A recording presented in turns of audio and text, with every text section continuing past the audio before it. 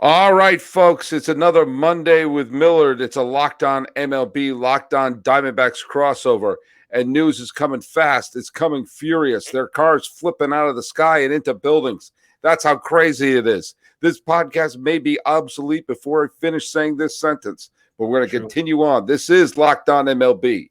And hello, baseball fans. Welcome to the Locked On MLB, Locked On Diamondbacks crossover. This is our Monday meetup. We talk about all of baseball, all of Diamondbacks baseball, and some thoughts between two friends. I'm your host, Paul Francis Sullivan, and my other host right over there, what I'm pointing to, if you're watching us on the YouTubes, that's Millard Thomas, host of Locked On Diamondbacks. And you can follow Locked On MLB at Locked On MLB Pods on both Twitter and on Instagram. I'm your pal Sully. I'm at Sully Baseball on Twitter, Sully Baseball Podcast on Instagram. Thanks so much for making it your first listen. Millard, where can people find your show? My personal account on Twitter is at CreatorThomas24. But if you just Google Locked On Diamondbacks, both Twitter, Instagram, in that little search bar, you can definitely find the podcast handle. Well, this episode is being dropped on the 14th day of March 2022. And if you're following Locked On MLB, this will be the third episode dropped since Sunday. Okay? We're coming in hot. Let me cool you off, Sully. Let me cool you off a little bit. Locked On MLB has told us, the Locked On Network says, you just give us 3 original episodes a week. I said, I'm going to give you 3 by the end of Monday. Okay? Wow.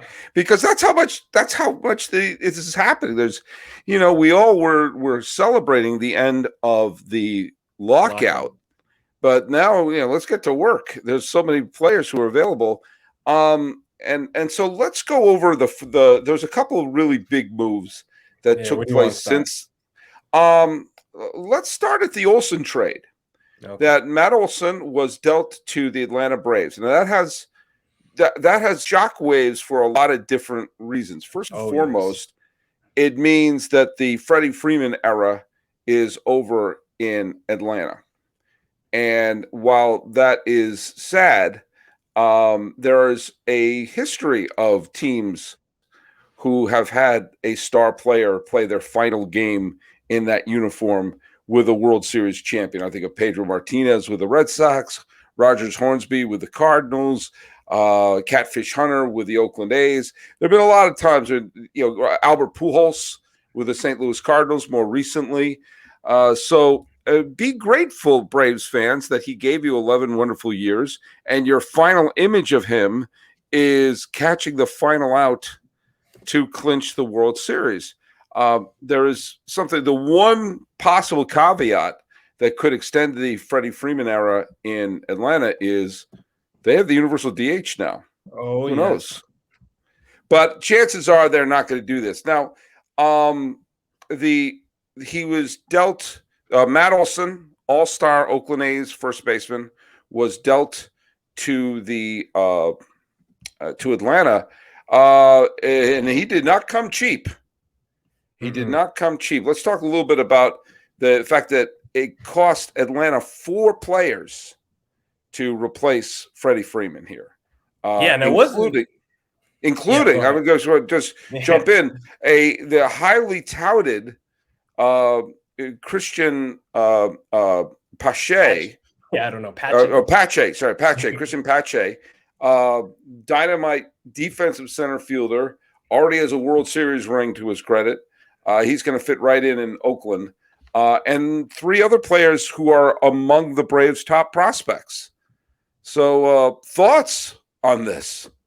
Yeah, I mean, this was a bombshell blockbuster of all deals. One, because Freddie Freeman seems to be the hottest name in free agency right now. You could argue or quibble with Carlos Correa, but I think Freddie Freeman is the kingpin in free agency this year. And for the Braves, I mean, Freddie Freeman, I don't know if it's about the money, but this guy is the face of the franchise. This guy is the heartbeat of the team. And to just be okay moving on from Freddie Freeman, I don't understand. Now, if you're the Oakland A's, I think you're okay moving Matt Olson because they got back a haul. I'm the guy that thinks prospects are generally overrated, but if you're going to get the top 2 prospects, according to MLB.com at least, if you're getting the top 2 prospects plus the 6th best prospect plus the 14th best prospect, you're getting 4 of the top 14 guys in the Braves organization. That's a ton, but if you're a Braves fan, you're like, why are we trading half our farm system away for a guy who's worse than Freddie Freeman? It doesn't make any sense. And Matt Olson's a guy you're going to have to pay in 2 years. So you might not be paying Freddie Freeman right now, but he's only 31 years old. You could pay him 4 years, a fat deal, and still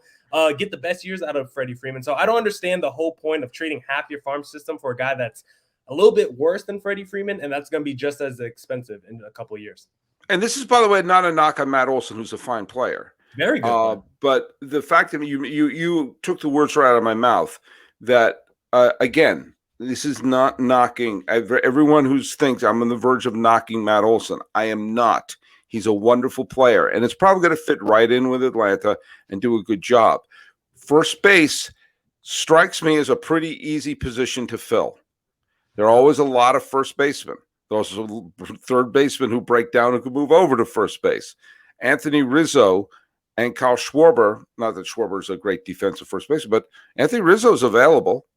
And, is Olson better than Rizzo? Yes, but Rizzo would only cost him money and not a huge deal, and certainly not cost them 4 of their best young players. Again, you and I have talked about this, that prospects can be overrated. They're frequently overrated.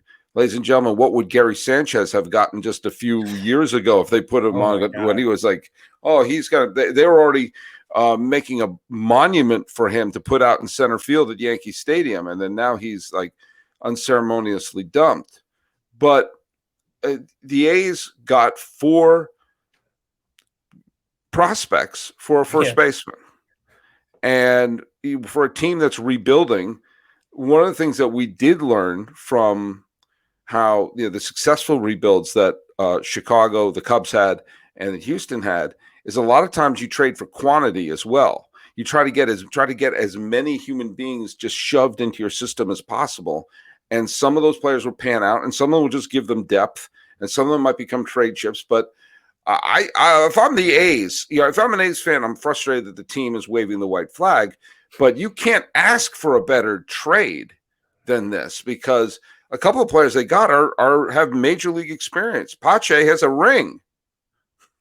Yeah, if you're the A's, you're like, this falls right along with what we normally do, which is the whole Moneyball scheme where we don't have to pay players. So if you're going to trade one of your best players, it's a great haul to get back. And from the Braves' perspective, I mean, if you're looking at the numbers, I think Olson's like 90% of Freddie Freeman. But if you're one of those people that really heavily weigh WAR, he had a WAR that was 1 win better than Freddie Freeman. So according to WAR, he gives you more wins on an average basis than Freddie Freeman, even though I don't necessarily believe in WAR. I think Freddie Freeman is the better player. But you also have to take into account, I don't think people really care about playoffs as much in terms of these evaluation of players. And Freddie Freeman was just a big-time playoff performer. The dude was super clutch for the Braves. My homie, he used to bet on Freddie Freeman to get a hit every postseason game, and he just rode him through the whole playoffs and made so much money off of him. So I don't think we take playoffs and clutchness and big game intangibles into account when we're looking at these player evaluations. And Freddie Freeman, he's as clutch as any guy in the league.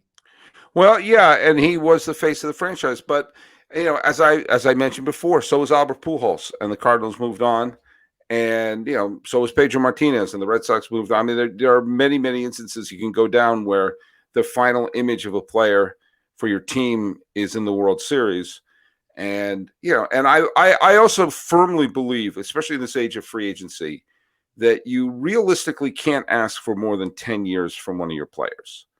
Like he gave them over 11 seasons, and some of them at an MVP clip, and he leaves as a World Series champion.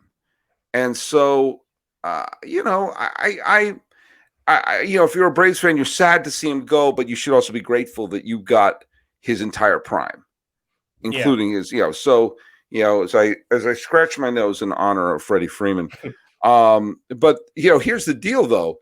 The thing that also strikes me as odd about this trade is that this strikes me as the kind of move a team makes after they lose their star. Yeah. Like when St. Louis lost Pujols to Anaheim, then they turned around and signed Carlos Beltran. And that was that actually wound up working out well for him because Beltran had a couple of fine seasons for him. And they actually got back to the World Series in 2 years.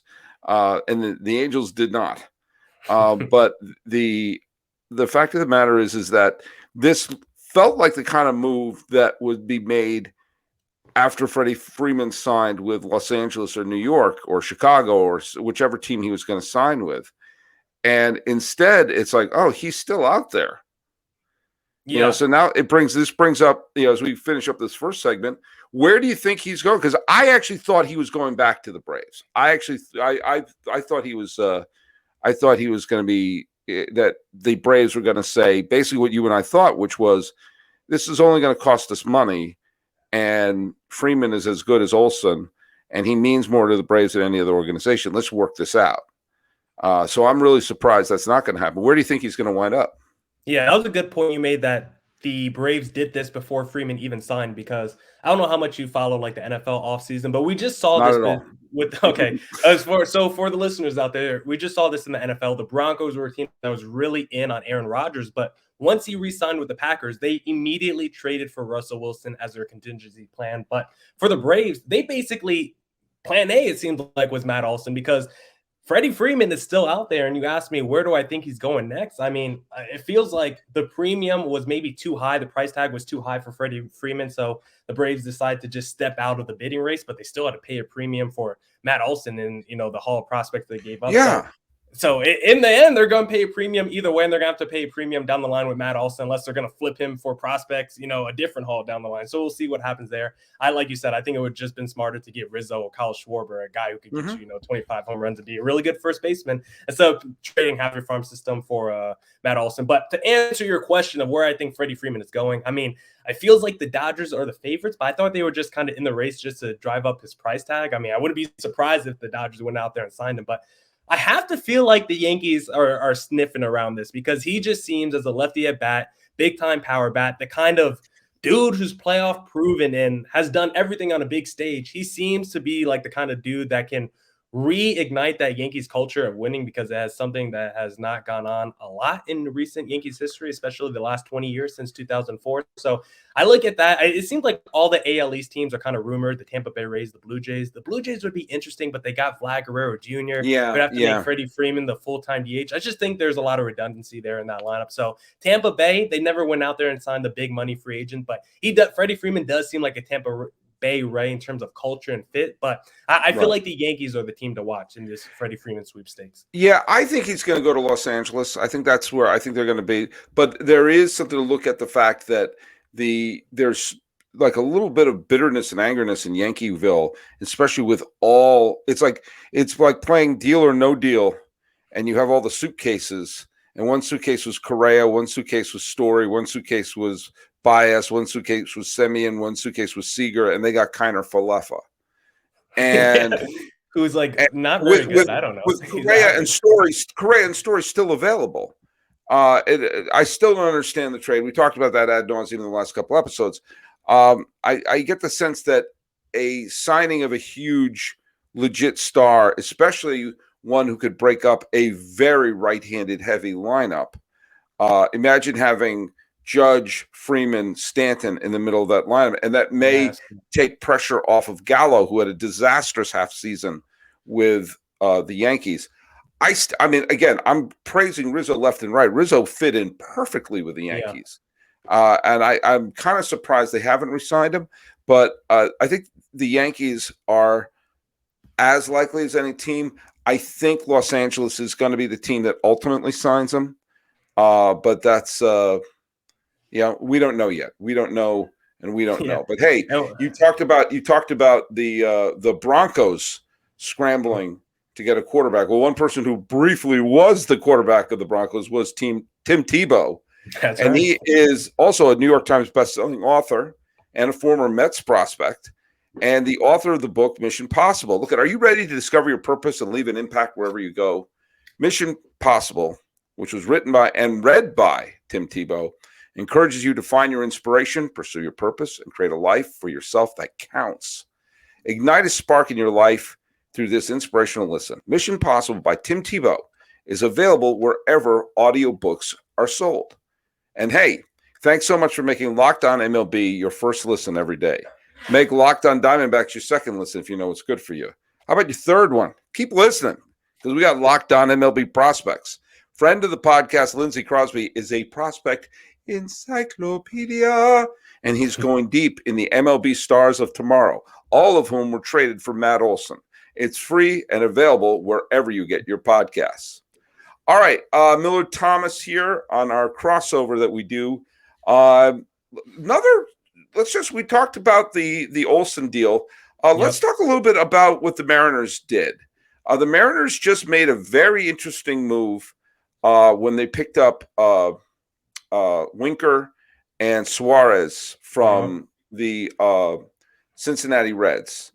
Now, one of the players they sent packing to the Reds.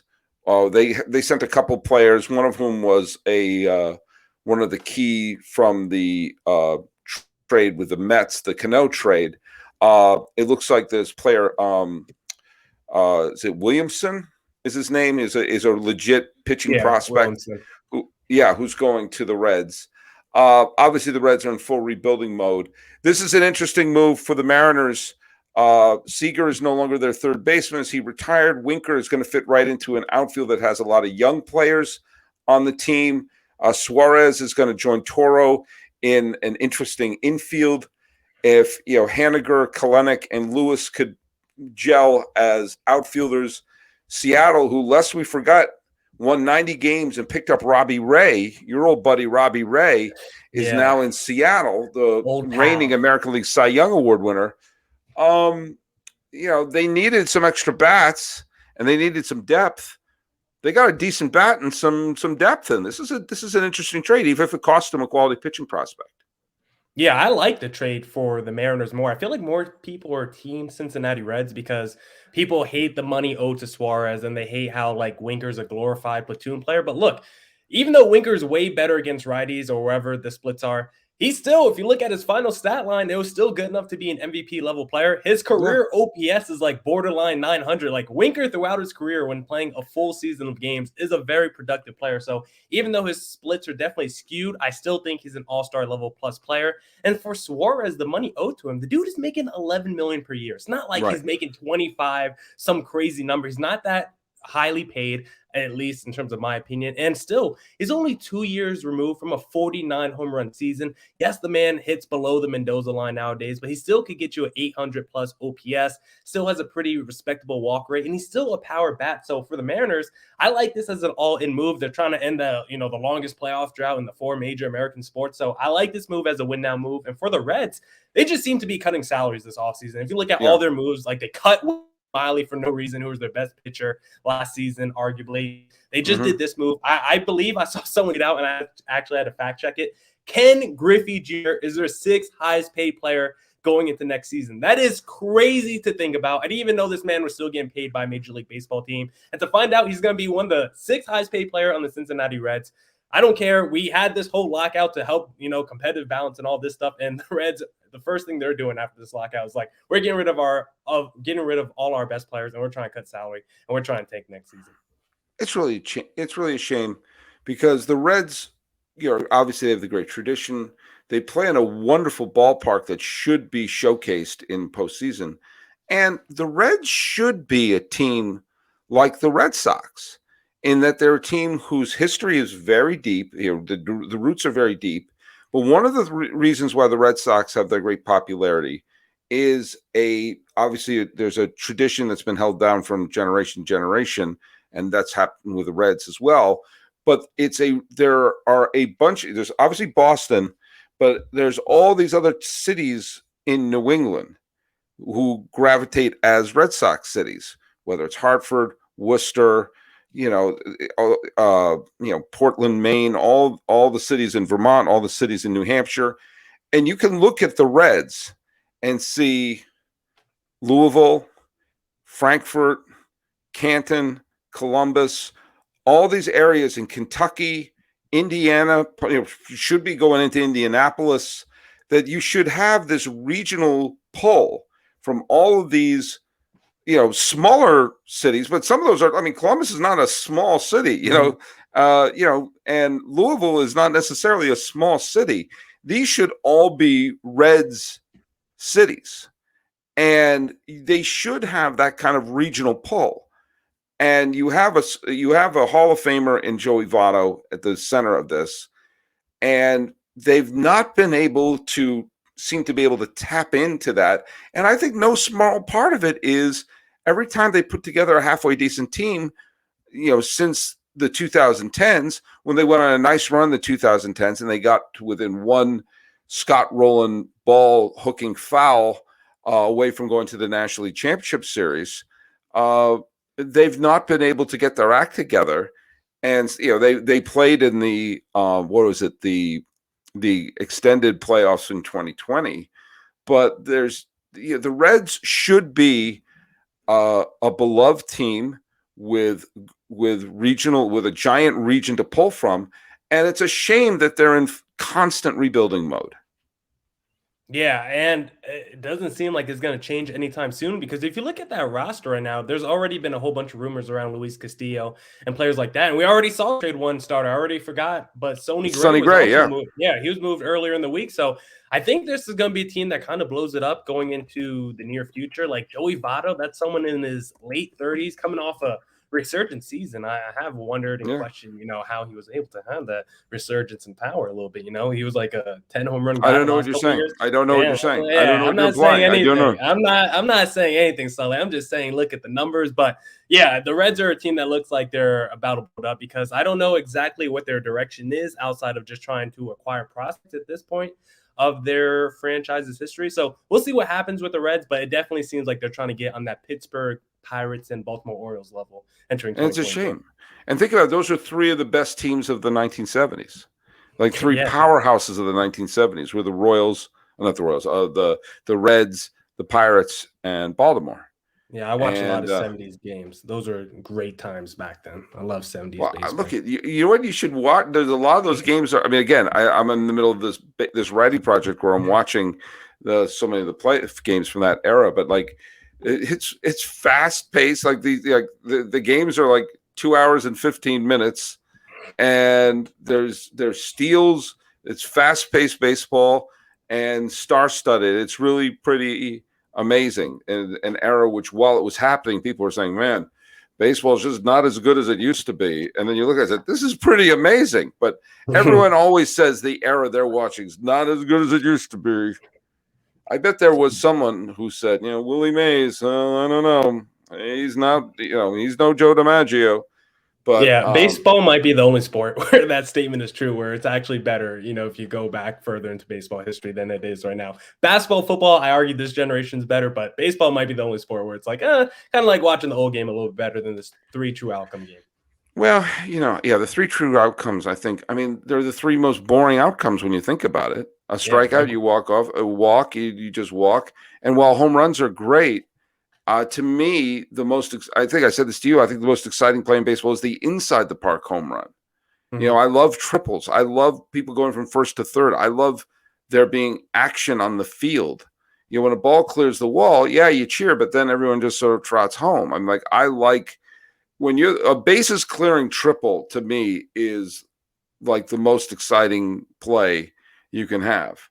There's a wonderful play in a playoff game in 1995, the one-game playoff between the Angels and the Mariners. And it was a very close – the final score was 9-1. So if you took a glimpse, you would say, oh, the Mariners blew the door off the dump.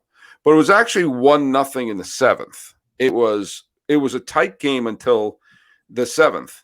And they loaded the bases, and the Mariners had stars and studs in their lineup. But it was Luis Sojo, of all people, later a Yankee, who hit a ball down the right field line, and it cleared the bases, and the ball went wide of the catcher, and Sojo scored. So it was the equivalent of an inside the park grand slam that essentially sealed the West for the Mariners. And I'll never forget John Miller calling the game, and his voice kept raising with each run, like Blowers has scored, Tino Martinez has scored, and they all have scored, and here comes Soho, save! And the place was going bananas. You could see Mark Langston, former Mariner who was pitching for California, having this look on his face and going, I can't believe we're going to lose this game. I'm pitching the game of my life, and we're going to lose it. And I think that's one of the most exciting plays I've ever seen in my life. And it's because of the action, and it was 2 outs and every runner running. And I love that brand of baseball. And that was taken away during the steroid era because it didn't matter if you stole a base. They just get on. Because when a home run hits, we want to be a 3-run home run. That's why walks were so valued. Just get on. Because some guy with horse serum injected into his buttocks is going to come up and check swing a ball into the upper deck. Who gives a damn if you can steal a base?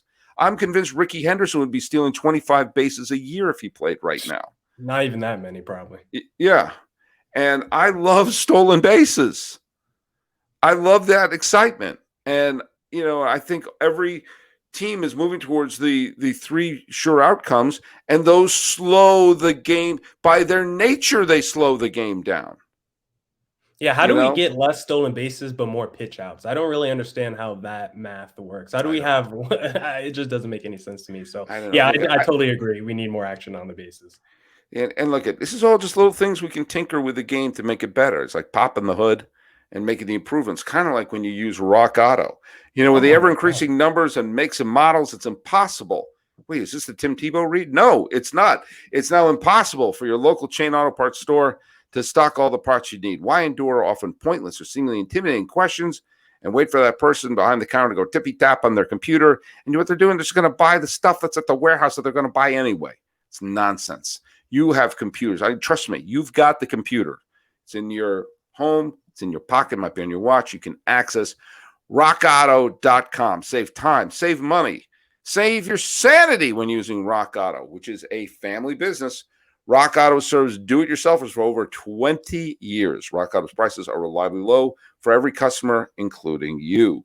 Go explore their easy-to-use website today to find the solution for your auto parts needs. Go to rockauto.com right now or after the podcast and see all the parts available for your car and or truck. Right, locked on in your "How did you hear about us?" box, so they know that we sent you. Amazing selection, reliably low prices. All the parts your car will ever need are at rockauto.com. All right, so the Mariners improved themselves. Twins made a strange move the other day with the Yankees. A couple of the things were going on. It looks like the Brewers are signing Andrew McCutchen. Yeah, Sully, I know you've talked about the Yankees trade, but can I just ask you who you think won it? You don't even have to explain it. Just tell me who you think won the trade. I don't understand what the Yankees are doing. Okay, I mean, that's how I don't understand what they're doing. They could, Gio Urshela is not, is a good third baseman who isn't going to cost them the money that Josh Donaldson will cost them. He's more versatile than Josh Donaldson. Kiner Falefa is a nice defensive shortstop. He's not Carlos Correa.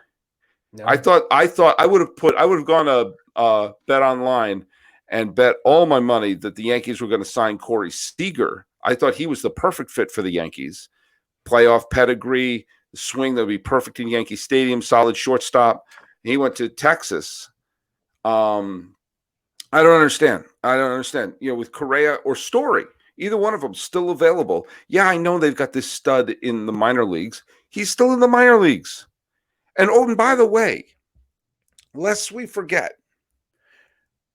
tying this back in, the Padres are willing to trade Eric Hosmer and Will Myers for a flat can of Sprite at this point, just to get them off their books. Remember when the Royals traded Will Myers to Tampa, they were considered by many people. I didn't. You can go back and listen to the old episode that I recorded of Sully Baseball Daily. I thought it was a smart move because they got major league pitchers back from. But there are so many people saying, what are the Royals doing? They're trading away Will Myers, who's going to be the franchise, the face of the team, maybe the greatest Royal of all time, someone who makes George Brett look like an absolute washed-up minor leaguer. This is the greatest figure in Kansas City history, not just baseball history, but in their history.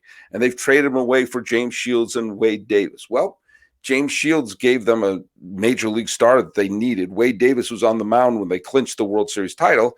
And Will Myers, who's had a couple of decent seasons, to be fair, but is not the great savior that he was being touted at. And so now we're hearing, what is this, Volpe, who is this great prospect for the Yankees.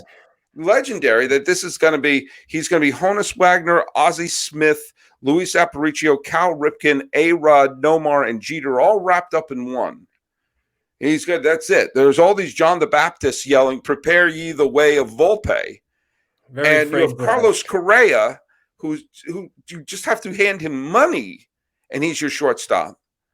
And, I don't understand, if Volpe is that great, then you can later deal Correa, But I don't understand why, or Story for that matter. It makes no sense to me. And then, for more, listen to the previous 2 episodes there. Yeah. If Volpe is that great, they should go get Mike Trout right now then, and then just trade Volpe for him. Do something. Trade the dude for a Yeah, I know. Yeah. I remember Jesus Montero. Oh, yes. They were talking about him. The descriptions, he was the next Miguel Cabrera. And he was not included in the deal that would have brought Cliff Lee to the Yankees in 2010. And that cost them the pennant, as Cliff Lee beat him as a member of Texas, as they went. Texas won the pennant over the Yankees that year, and Cliff Lee was the rental. They would not rent Cliff Lee because it meant getting rid of the legendary Jesus Montero. Yeah, who had a great rookie season, and that was it. That was his whole career, basically. So the Yankees. Yes. Prospects can come up and be great, but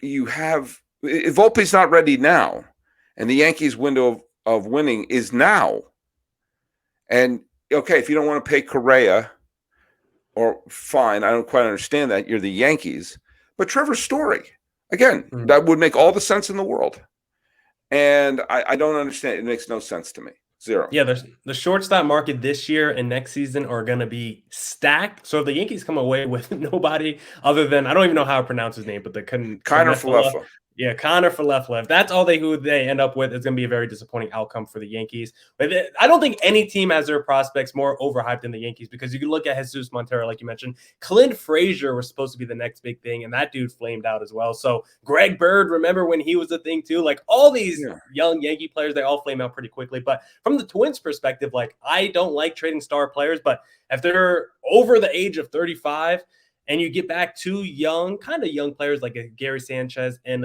Urshela, I like that, because I'm the person that always says I would rather try to go after depreciating assets on the major league level, either younger players who've had pedigree in the minor league level, but maybe have struggled a little bit on the major league level, or maybe they showed flashes on the major league level and then have cooled off a little bit. Gary Sanchez and Gio Urshela are 2 players just like that. Gary Sanchez has shown all-star level flashes before. He's put together all-star level campaigns, and he's just become, I don't know, his stock has fallen dramatically. And Gio Urshela is the same thing. Like, he has been a really good player in 2021 and 2019. Not an all-star, but he's a very solid player. So for the Twins to get back 2 guys with, a real ceiling, even though they might not be at that ceiling right now, even though they do have that ceiling and they could get back to that, I kind of like that as a reclamation project for the Twins. You get back a Gary Sanchez, a catcher who could be, maybe a future all-star once again someday. So I like the reclamation project that the Twins took on.